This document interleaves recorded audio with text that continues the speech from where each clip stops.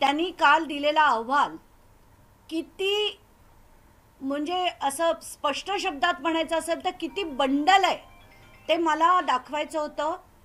मुद्दा नंबर 2, येवले नावाचे जे अधिकारी होते त्यांनी बेल ॲप्लिकेशन मूव्ह केलं होतं आणि त्यांना इंटरिम बेल देखील ग्रांट झालंय 20 तारखेपर्यंत, म्हणजे उद्यापर्यंत.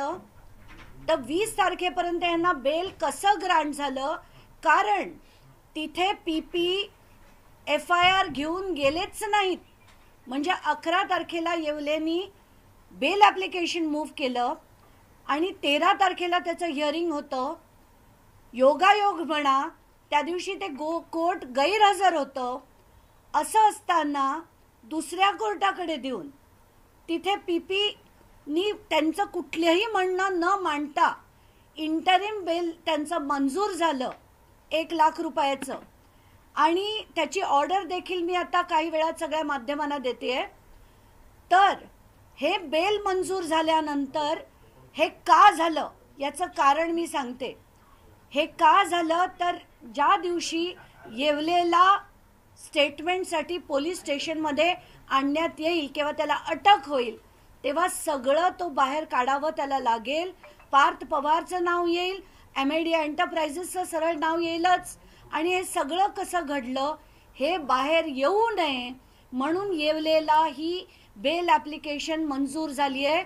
आणि माझा चॅलेंज आहे की उद्या सगळ्या पोलीस अधिकाऱ्यांना माझा चॅलेंज आहे की उद्या जाऊन ते कॉन्टेस्ट करा, रद्द करून घ्या आणि येवलेला अटक करा.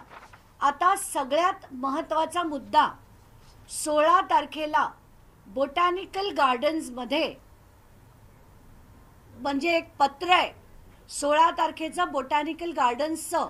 बोटॅनिकल गार्डन म्हणजे काय हे लोकांच्या माहितीसाठी सांगते की ती मिनिस्ट्री ऑफ एन्व्हायरमेंट सेंट्रल गव्हर्नमेंटच्या अंडर येते. आणि त्यांनी असं पत्र कलेक्टरना लिहिलं की इथे काही माणसं आली आणि आम्हाला सांगतायत की ही जागा आमची आहे, तुम्ही याला खाली करा. हे जेव्हा सांगितलं गेलं तेव्हा ही माणसं पोलीस स्टेशनमध्ये देखील जातात.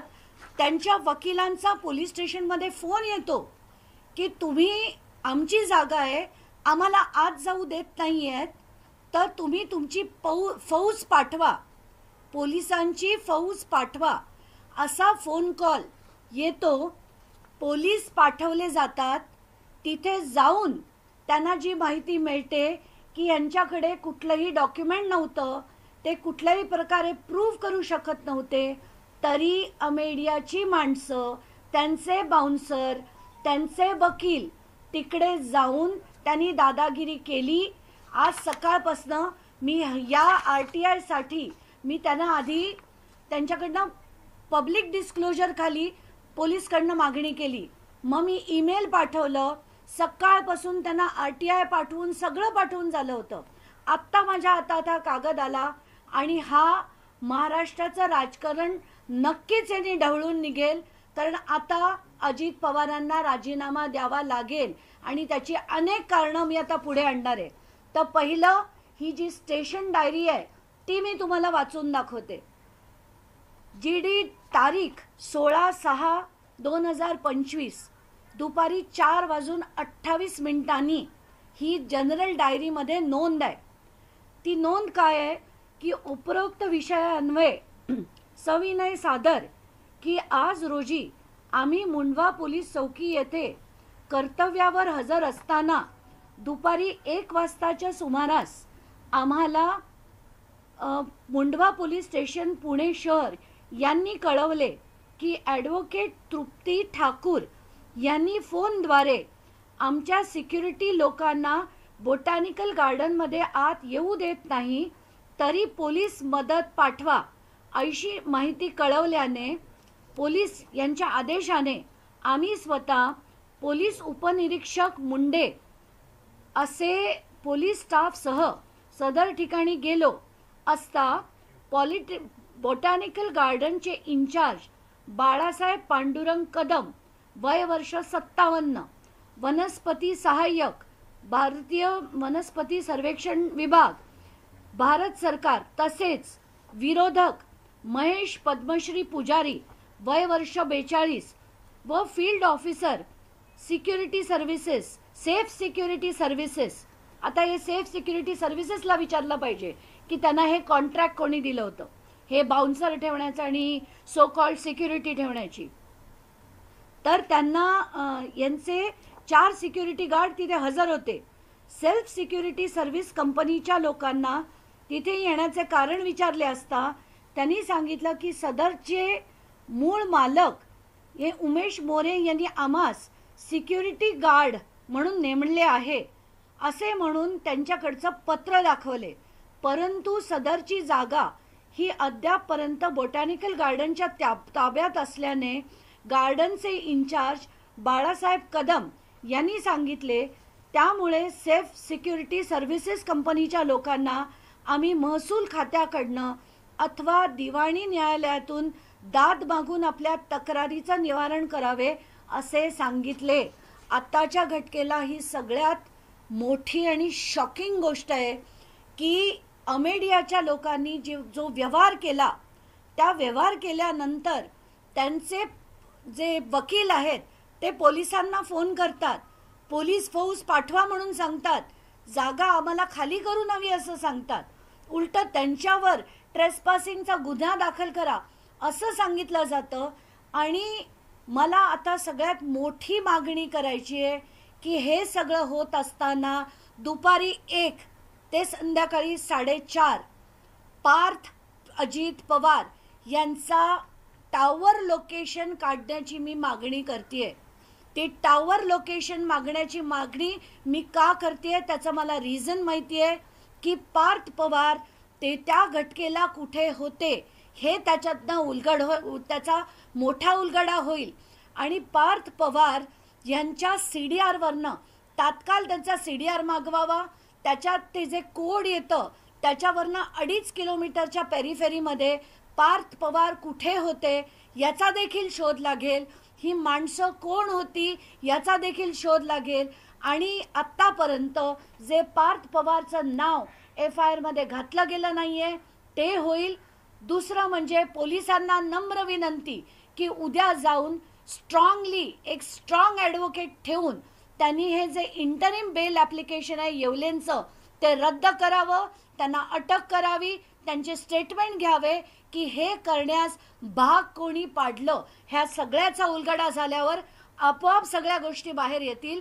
आणि हे आता थेर जे आहेत ना, मुठे समितीने त्यांचं नाव न घेणं, अमुक समितीने त्यांचं नाव न घेणं, काल तर काही बातम्या चालल्या की पार्थ पवारला क्लीन चिट मिळाली, कुठलीही क्लीन चिट नाहीये. आणि हे अगदी तडीस नेण्यासाठी मी लढत राहणार आहे, एवढंच मला म्हणायचंय. ताई, जी पोलीस स्टेशन मधली नोंद तुम्ही दाखवताय हे तेच माणसं आहेत ज्यांनी बोटॅनिकल गार्डनच्या परिसरात जाऊन आधी दादागिरी केली होती असा बोटॅनिकल गार्डनचा देखील दावा आहे तिथल्या संचालकांचा, आणि त्यांनी पत्र देखील दिलं होतं सदर जिल्हाधिकाऱ्यांना. आणि त्यानंतर त्यांनी पोलीस स्टेशन मध्ये जाऊन नेमकी काय मागणी केली, ते पोलीस स्टेशन मध्ये का गेले होते? ते त्यांचं असं म्हणणं होतं, मला अतिशय मला नावं नाही कोणाचीच घ्यायची आणि घेताही येणार नाहीत, तर मला अशी माहिती मिळाली आहे की त्यांनी जाऊन पोलीस स्टेशनमध्ये देखील अशीच धमाल केली आणि त्यांच्या वकिलांनी फोन करून सांगितलं की ही जागा आता आमची आहे, ती त्यांना खाली करायला सांगा आणि ती खाली करण्यासाठी तुमच्या पोलिसांची फौज पाठवा. हे जे सगळं होतं अतिशय शॉकिंग आहे. म्हणजे याच्यात अमेडियानी नुसतं एक डॉक्युमेंटच नाही, पोलिसांवर दबाव, जी मिनिस्ट्री ऑफ एन्व्हायरमेंट सेंट्रल गव्हर्नमेंटच्या मिनिस्ट्रीच्या याच्याकडली असलेली जमीन ती सुद्धा बळकावण्याचा प्रयत्न केला. याच्यावरनं त्याची गंभीरता कळते की कुठलाही हा साधा व्यवहार नाही आहे, याच्यात बळ वापरलं गेलं होतं, याच्यात पॉलिटिकल इन्फ्लुएन्स होता. आणि या सगळ्या गोष्टीमुळे आता तरी अजित पवार यांनी पुण्याच्या पालकमंत्रीपदाचा आणि उपमुख्यमंत्रीपदाचा तात्काळ राजीनामा हा दिला पाहिजे. पार्थ पवार पोलिसांवर दबाव टाकतायत का? तुम्ही म्हणता की टॉवर लोकेशन शोधलं पाहिजे. पार्थ पवार पोलीस स्टेशनच्या आसपास होते का की जेव्हा त्यांचे वकील पोलीस स्टेशनला गेलेले होते? आताच्या घटनेला मला काहीच म्हणायचं नाहीये. मला जी माहिती मिळाली आहे त्याच्या आधारे मी मागणी करतेय की पार्थ पवार यांचं तेव्हाचं टावर लोकेशन काढण्यात यावं. ते त्या पेरिफेरीमध्ये 2.5 किलोमीटरच्या पेरिफेरीमध्ये होते का हे त्याच्यावरनं कळेल. आणि तर या सगळ्या गोष्टीचा पॉलिटिकल दबाव किती आहे हे सगळं आपोआप उघडकीस येईल. बावनकुळे आता असं म्हणतायत की मुळातच मुठे समिती ही नेमलेलीच नाहीये चौकशीसाठी, त्याच्यामुळे त्यांच्या अहवालाला तितकंसं फार महत्व नाही असं त्यांना अधोरेखित करायचं आहे. त्याच्यामुळे सरकारमध्येच आता समितीवरनं मतभेद निर्माण झाले तसं चित्र समोर येत आहे. नाही, आता ही मुठे समिती जी नेमली गेली ती कोणी नेमली? ती काही तुम्ही आणि आम्ही केलेली नाहीये, सरकारनेच नेमली होती. त्याच्यात झालेल्या ज्या अनियमितता होत्या त्या पुढे आणण्यासाठी नेमली होती. पण याच्यात महत्वाचं म्हणजे त्या समितीच्या अहवालात शीतल विरुद्ध लिहिलंय, त्या दिग्विजय पाटील विरुद्ध लिहिलंय, त्या येवलेन विरुद्ध लिहिलंय.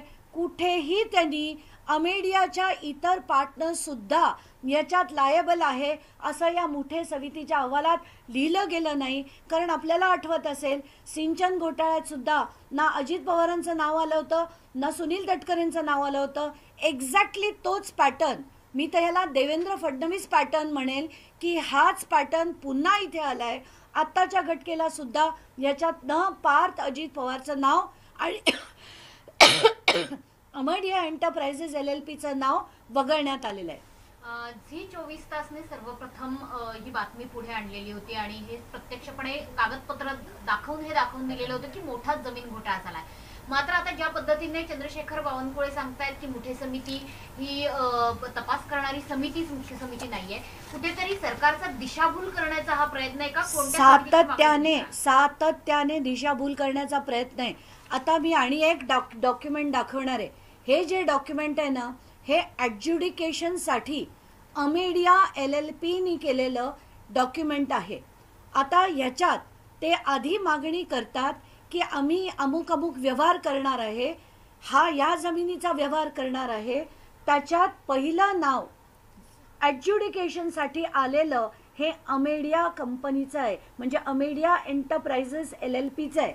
याच्यात वेंडी म्हणजे दोन गोष्टी असतात, एक वेंडर म्हणजे देणारा आणि वेंडी म्हणजे घेणारा. तर त्याच्यात देणारे आणि घेणारे याच्यात शीतल तेजवानी आहे आणि अमेडिया LLP आहे. तर अमेडिया एंटरप्राइजेस LLP वर गुन्हा दाखल न करता तो फक्त दिग्विजय पाटीलवर केला गेलाय. जो सांगण्यावर त्या माणसानी ते रजिस्ट्रेशन केलं असेल त्याच्यावर जर दाखल झाला असेल तर तो कदापि आम्हाला मान्य नाही. अमेडिया LLP वर तात्काळ गुन्हा हा दाखल केला गेला पाहिजे.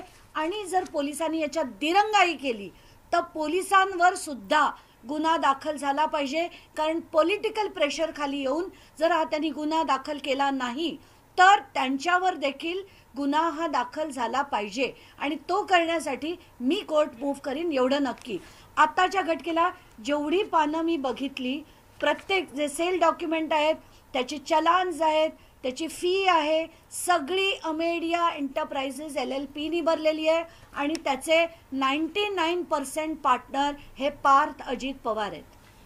CCTV फुटेजची मागणी तुम्ही करणार आहात का? पहिली गोष्ट, बोटॅनिकल गार्डन मध्ये जेव्हा एक गट गेला तेव्हा आणि पोलीस स्टेशन मध्ये सुद्धा गुन्हा दाखल करा या मागणीसाठी तो गट गेला तेव्हा, ही नक्कीच मी मागणी लेखी स्वरूपात उद्या त्या खरगे समितीला मला त्यांनी 3:30 वाजता मंत्रालयात बोलवलंय. मला पूर्ण माझं डिपोज करायला, म्हणजे मला रिटर्न सबमिशन पण द्यायचंय आणि माझं म्हणणं पण त्यांना सांगायचंय. त्या दोन्ही गोष्टी मी उद्या करणारच आहे.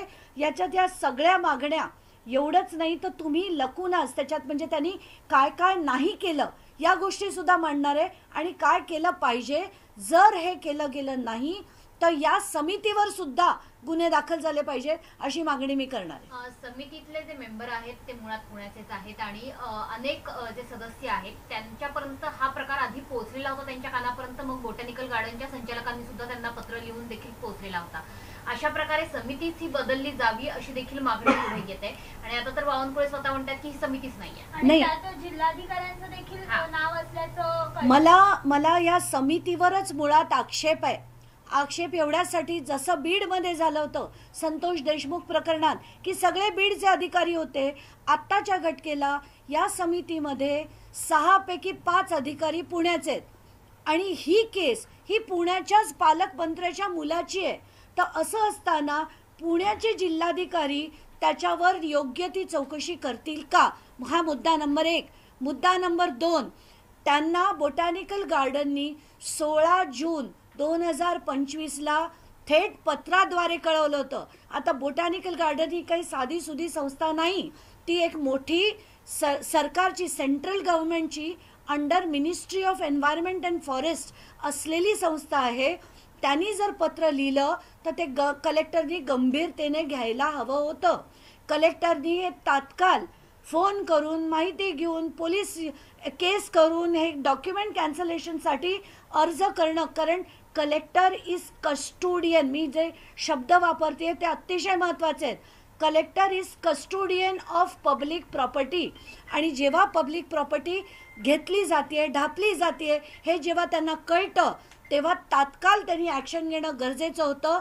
पण हेच पुण्याचे कलेक्टर 16 जूनपासून ते थेट नोव्हेंबरपर्यंत काहीही कारवाई त्यांनी केली नाही. नुसता पत्रव्यवहार केल्याचं दाखवलं, पण त्यांनी ते सुद्धा 8 दिवसानंतर एक पत्र SDOना लिहिल्याचं. तर आत्ताच्या घटकेला मी काल त्यांना पत्र देऊन सगळे पेपर्स मागवलेत, इंटरनल नोटिस मागवलेत, पत्रव्यवहार झालेला सगळ्याच्या सगळा मागितला आहे. त्याच्यावरनं मी पुन्हा काही खुलासे करणार आहे. तर आत्ताच्या घटकेला असे कलेक्टर त्याच्यात असणं मला मान्य नाही. आणि सेकंडली, अजित पवारांना पुण्याचं पालकमंत्रीपद आणि उपमुख्यमंत्रीपदाचा राजीनामा देणं गरजेचं आहे. कारण त्यांचा मुलगा नुसतंच 1800 कोटीची जमीन 300 कोटीत नाही दाखवते. त्यांचा मुलगा फोर्ज डॉक्युमेंट, म्हणजे ज्याच्यात बंद झालेला सातबारा ठेवतो, त्याच्यात प्रॉपर्टी कार्ड झालेलं असतं, तो ठेवत नाही. आणि हे आता त्या सो कॉल्ड मुठे समितीत लिहिलेलं आहे की हे सगळे जे आहेत ते इलरेग्युलॅरिटीज नाही, हे इललिगॅलिटीज आहेत. तर याच्यात पार्थ अजित पवारनी काय काय केलं आहे, त्याच्या अमेडिया कंपनीने 1800 कोटीची जमीन 300 कोटीचा व्यवहार केला. ॲडज्युडिकेशन झालेलं असताना सुद्धा त्यांनी परत ते न घेता 500 रुपयाच्या स्टॅम्प ड्युटीवर ते रजिस्टर केलं. त्यानंतर तिथे जाऊन धमकावून, आणि हा सगळ्यात कळीचा मुद्दा आहे की तिथे जाऊन त्यांनी त्यांच्या ॲडव्होकेटना पाठवलं, बाउन्सर्सना पाठवलं आणि त्यांना सांगितलं की तुम्ही जागा खाली करून घ्या. हे करण्यासाठी पोलिसांची मदत मागवली. पोलिसांनी नशिबाने ज्या कोणी अधिकारी होते त्यांनी तिथे पोलीस स्टेशन डायरीमध्ये आज ही नोंद घेतली, म्हणून आपल्याला या सगळ्या गोष्टी बाहेर काढता आल्या. तर आत्ताच्या घटकेला मला असं वाटतं की हे आता फार सिरियस झालंय. आता अजित पवारांना याच्यातनं राजीनामा देण्याशिवाय दुसरा कुठलाही मार्ग नाही.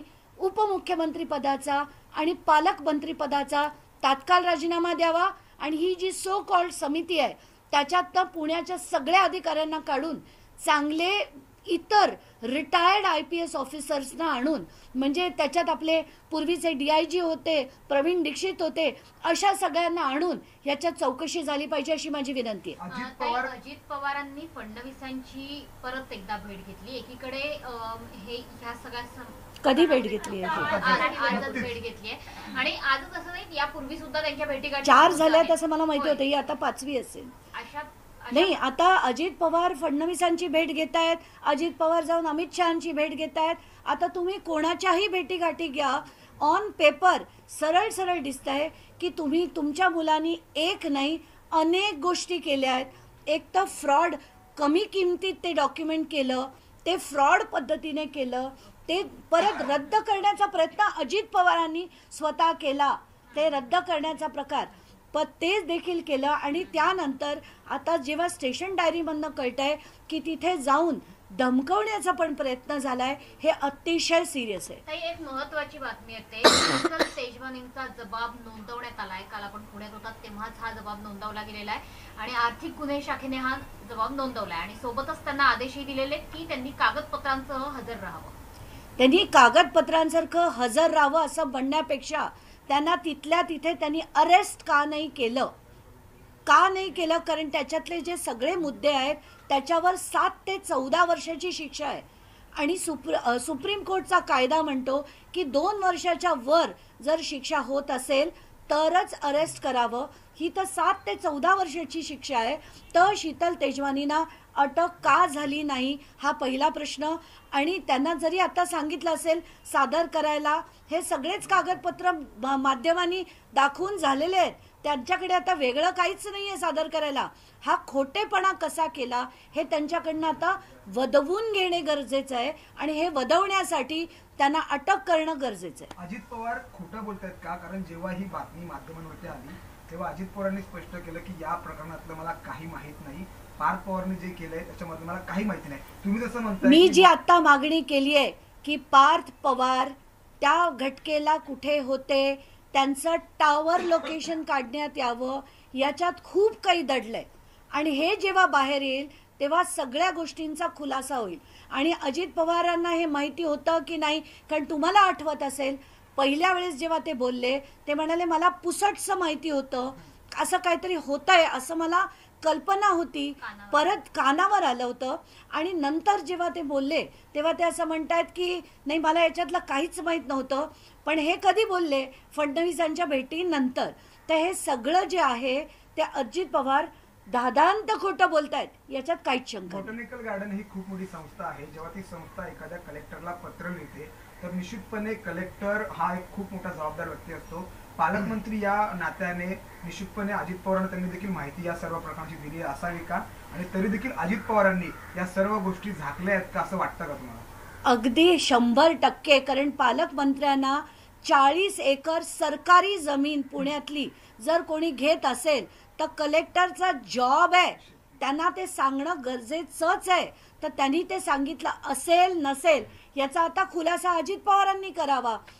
सांगितलं पाहिजेच हे, याच्यात कोणीच म्हणजे ते पालकमंत्री म्हणून पुण्यात असंख्य वेळा गेले होते तर त्यांना ब्रीफिंग हे डेफिनेटली झालं असेल.